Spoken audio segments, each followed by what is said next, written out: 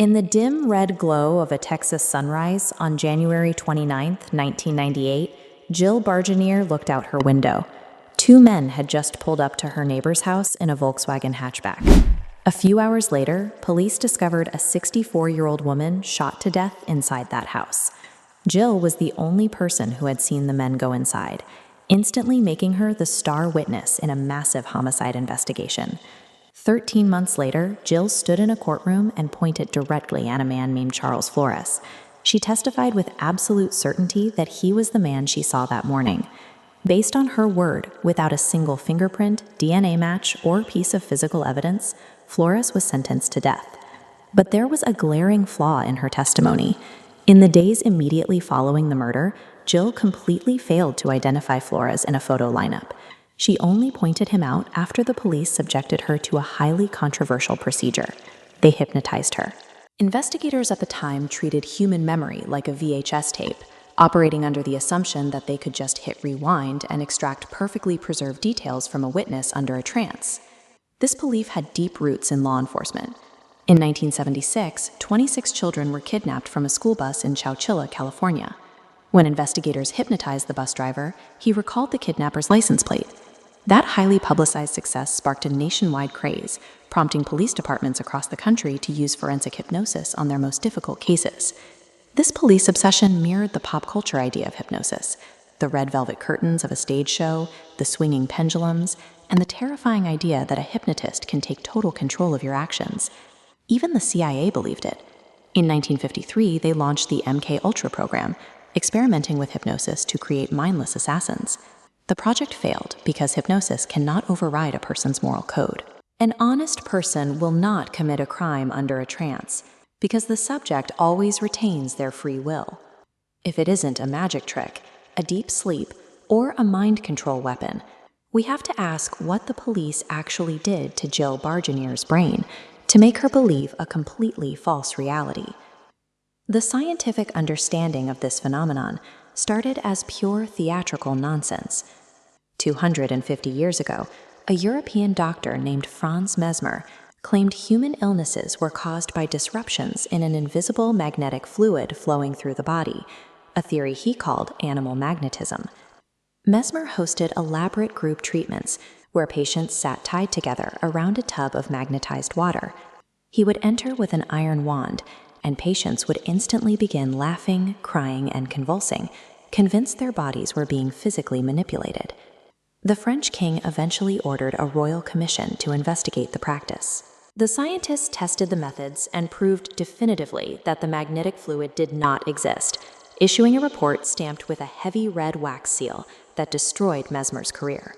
But that commission's final report contained a crucial insight. The violent physical reactions his patients experienced were completely real. They were just powered entirely by the patient's own vivid imagination and belief. Today, the American Psychological Association defines hypnosis exactly along those lines.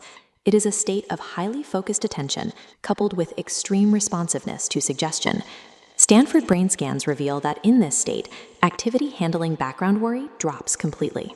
Simultaneously, pathways from the cerebral cortex to the brainstem become hyperactive, seizing control over physical sensations. Finally, the self-reflection network disconnects, leaving subjects deeply absorbed in the suggested reality.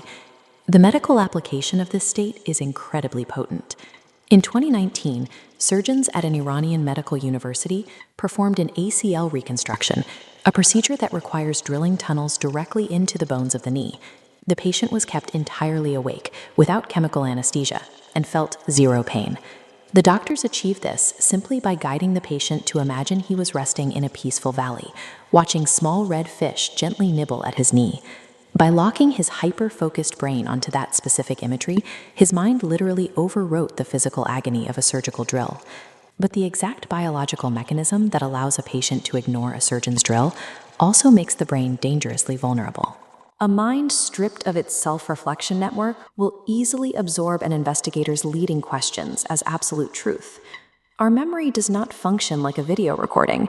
It operates as a fragile web of information that reconstructs itself every single time we access it.